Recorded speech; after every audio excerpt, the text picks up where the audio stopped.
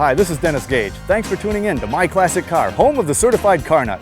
We're just outside Nashville in Hendersonville, Tennessee, as guests of the Yenko Reunion and Auction. This two-day event honors the creations of auto dealer Don Yenko and other dealer-built Chevrolet high-performance and Copo cars. This is the first year for this small but unique annual event.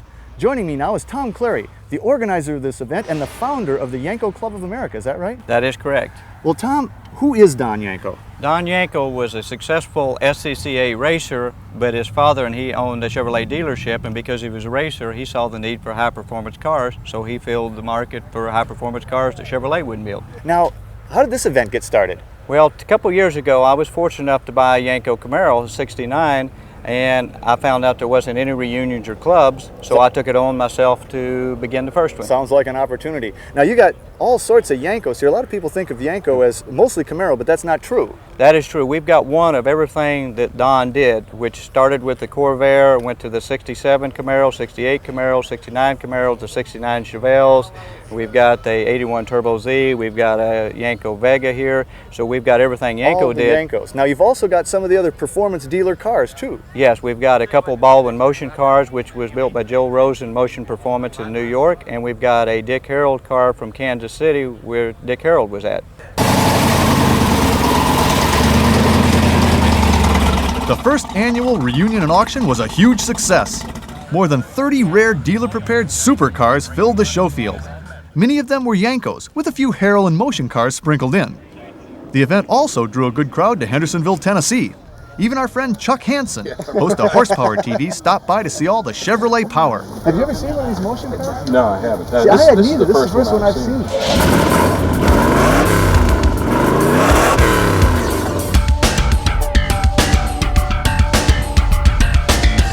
Well, Cliff, you're not the average Yenko owner, if there is such a thing. You actually have more of these than probably anybody on Earth.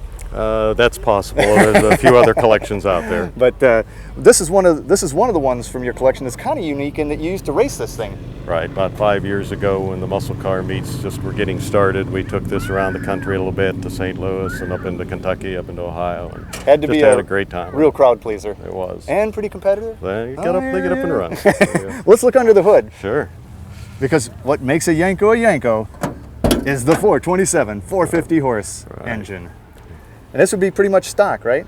It is. It's very much just the way it came. Now this one actually has power steering on it, but they didn't come with too many options. That was about one of the few options, that and the vinyl top. Well, now, if you're not an average Yenko owner, this over here is not an average Yenko. This is a race Yenko. It was probably more average back in the early 60s or early 70s. It feels to me like the Stuart Warner decal used to be farther up. Is okay? That's a good find, Dennis. Yes. How's that? Oh yeah, we'll straighten up a little bit. But now, what's under the hood of this monster? We have the tunnel ram set up on it. The cam's a little trickier than stock, but that's about it. Aside from that, it's very much the way it came from the factory. Ray, I've never seen one of these Dickie Harold Novas, but what makes this even more unique is you're the original owner of this. Is this right? Yes, that's correct. Wow. Well, how'd you come to get one of these? I saw an article in the Popular Hot Rodding, in 1968 issue of Popular Hot Rodding, and I decided I'd try to buy one of these. Just had to have it. Now, what's under the hood? Okay, this is a 427. And this is a fiberglass hood, too, is yes, that right? it's made by A&A Fiberglass, and that's the original hood on it. And Dickie Harold, he was a noted Chevrolet drag racer, and he built a few of these cars with 427s in them. Now, you're the original owner. Of course, you've never raced it. Oh, yes, I raced it. Good for you. That's what they were built for. That is great. Now, Bill, this is an original, unrestored 71 Baldwin Motion. Is that right? That's right. Phase 3 454 Camaro. Wow. With 13,000 miles. 13, but that's what? That's 52,000 quarter miles. Yeah, right? quarter mile at a time. Now, that tack there, is that how they were installed? That's the way Motion put them on back then. They used the distributor drive tacks and ignition. Well, you'd have no excuse for not seeing that. That's right. If you rev too high, it was your own doggone fault. Now, a Phase 3, and what made it a Phase 3 was, in fact, the engine. Is that the right? engine, right. And that was a 454. Yes, this was bought as a Z28. They pulled the engine out and dropped in a LS6 big block and all the Go Fast goodies. So like a huge Holly. Huge Holly and cam and all the... and then now the finned valve covers, that's a Motion original, and Well, excellent. Well, thanks so much for opening her up and let me have a look at It's a it. pleasure. Thank you. Can't wait to see it on track. Gary, this is the only one of these here. Yes, a sir. Yenko Chevelle. Now, they only made these 1 year, right? Yeah, that's correct. 1 year. 1969. Yep. And how many did they make? 99. 99. 99 of them. Now, this thing's Fathom green, and it's an automatic. Now, how did that make it? How many of those did they made make? 21 automatics. 21 automatics, and of those, how many were Fathom green? 7.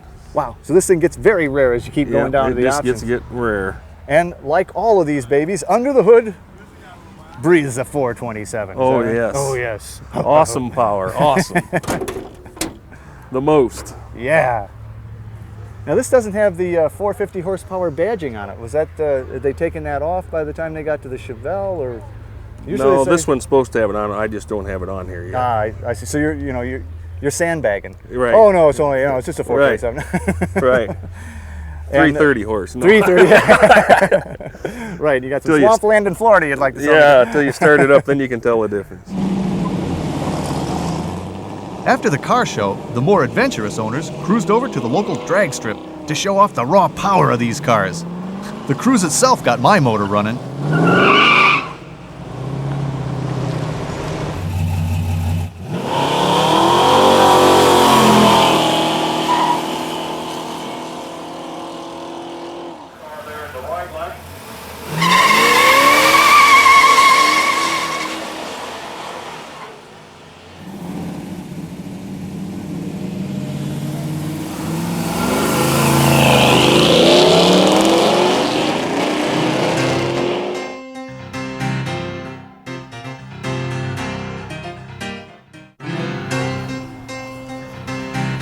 Welcome back to My Classic Car.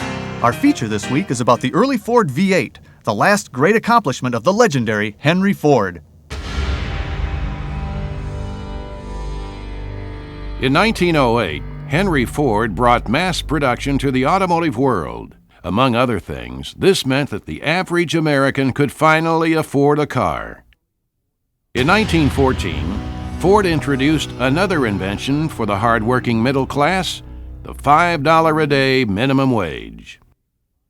In 1932, Henry Ford yet again made something only the wealthy enjoyed available to everyone. That something was a V8 engine. Chevrolet by this time had a 6-cylinder engine. Henry wanted something to go Chevrolet one better. He also didn't like 6-cylinder engines anyway. He'd had a bad experience with a 6-cylinder engine back with the Model K Ford. And so he determined that a V8 engine would be not only 2 more cylinders, but V8 engines had an upper class aura. Up until that time, cars like Lincolns had V8 engines, Cadillacs had V8 engines. Inexpensive cars like Fords and Chevys and Plymouths didn't have V8 engines. Henry Ford had reconstructed Thomas Edison's Fort Myers laboratory at Greenfield Village in Dearborn, Michigan. In this historic site, in secrecy, even from Ford management, Henry assembled a small group of engineers in 1930. Their challenge, to make the V8 engine easy to mass produce. The big challenge really was to make a V8 engine that was cheap enough to be in a Ford and make the car still a low-priced car. One of the major ways of doing that was to cast the entire block of the engine in one piece. We think of that as common now. It was a very difficult thing to do. By mid-1931, the engineers had progressed far enough with their experiments in the lab that Henry let Edsel Ford, head of Ford styling, and Charles Sorensen, Henry's closest aide, in on the secret. While Edsel was enthused about the engine's potential, the reaction from Sorensen and other engineers was different. Creating a single-piece V8 engine with a right-angled crankshaft was impossible. I can absolutely believe that there have been days when they would have 100% scrap. When you look at an engine block, you're not seeing the fact that inside of that block are all kinds of hollows, and everything has to be arranged so that when the casting is done, you have to then be able to get that sand back out of the engine. They were pushing the limits. They were pushing the limits of known casting technology, and when you do that, you're bound to fail a lot of the time before you succeed. And fail they would. But telling Henry Ford that one of his ideas was impossible only strengthened his resolve. By the end of 1931, Ford was committed enough to the idea that he ceased all Model A production to begin tooling up for the new V8. If Henry says, I want to try it this way, you better try it. Mere words are not going to demonstrate it. You're going to have to try it, and he's going to have to see that it doesn't work. If the obstacles his engineers faced weren't enough, consider this.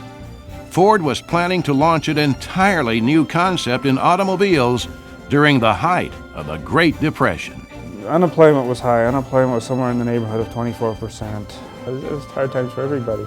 So Ford, he thought that an exciting, dynamic move like the Model T was in 1908 would be the way to do it, to get both the company and the country moving.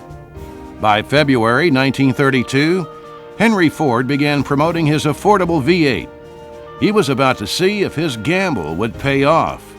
This was a bit of a gamble, in part because they pretty much had the 1932 model complete with a four-cylinder engine in the can, and they actually produced both four-cylinder Fords in 1932 and V8s. This engine went from a laboratory experiment to production engine in 4 months. So there are going to be problems. They're effectively using the customers as test drivers. Two of the big problems that customers ran into early on with V8s were overheating and getting proper lubrication to the cylinders and the crankshaft, the camshaft. It did have an oil consumption problem, and they actually recalled the first fuel pumps. There's at least 3 varieties of 32 fuel pumps. When the V8 came out, it went in a completely new car. It was a more modern styling than the Model A. The interior just looks smoother. It's a more streamlined dashboard, and it also featured a locking steering column.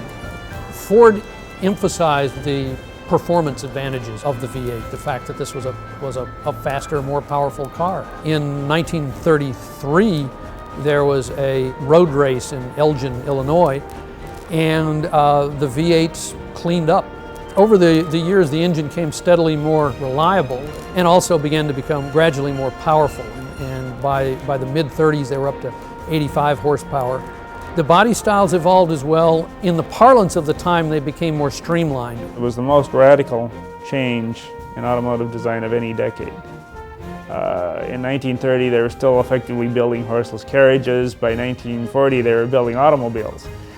The affordable V8 engine. Yet another Henry Ford invention that all of us have come to take for granted. My classic car will be right back after these messages. Hey, we've come to the end of another show. Our thanks to all the Yenko and Chevrolet high-performance owners here in Hendersonville, Tennessee. We had a great time in the sea of Chevy horsepower.